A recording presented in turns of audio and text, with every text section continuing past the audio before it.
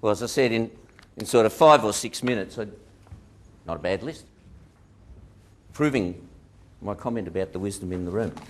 Let's have a look. Before we do, I just want to share with you some data that came as common across the 8 schools. In all of them, their comparatively high levels of literacy, numeracy and VCE outcomes were paralleled by 4 other, what seemed to us, interesting pieces of data. The first was low absenteeism.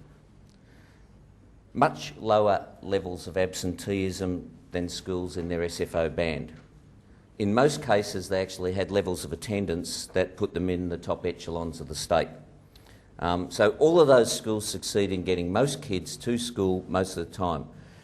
We didn't play that out too far because that can be a consequence of them being high performing as much as a potential cause. But it's still interesting and worthy of note.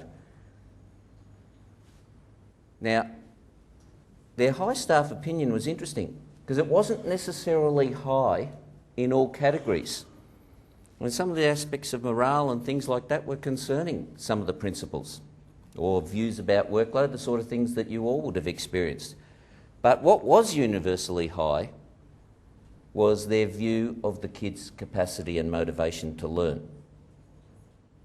That was high in each, and of course we specifically looked at that because the Data and Evaluation Division is using that as a bit of a trigger point for how it analyses schools.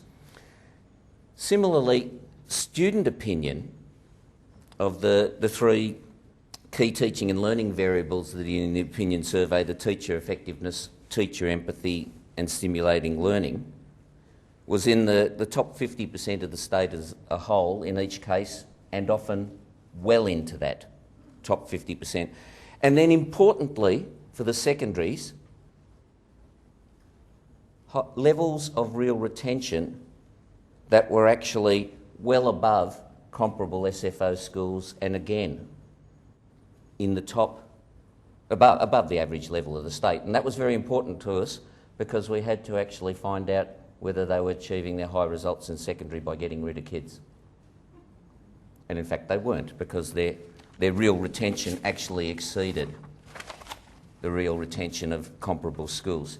In the actual report, you'll find that there's a case study of each schools, and you'll actually, if you look at the case studies at the end, the way we've written the report, I'm not sure, there's actually 2 versions. I imagine Lena's put up the version for department people and so on, which is essentially to come up front with the executive summary and the lessons learned, and then to append the case studies as appendices.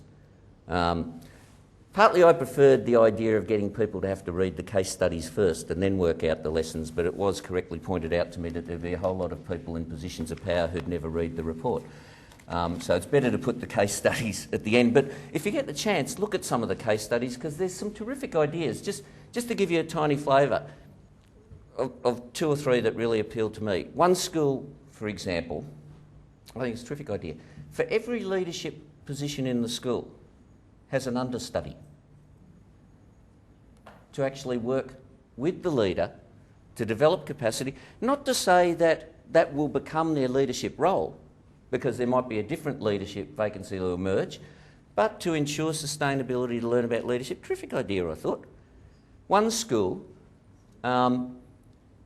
used money, some small building works money that it had, to, in one of its slightly larger classrooms, it's built this small room, which is almost like a kind of large cupboard, with and stuffy, with a one-way, do you call it one-way, two-way mirror, whatever it is, where, you know, it's a mirror on one side and you can look through the other, for people to go and observe other people teach.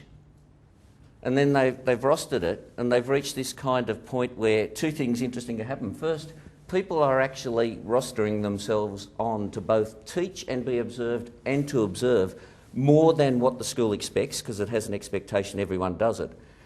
And parents have started asking, can they come and watch? So some of the teacher observation is occurring with parent observation, which is actually helping build kind of the confidence in that school of the approach that it adopts. Because some of the things that parents have been a bit edgy about They say, well, maybe it actually, I can see the point, it works.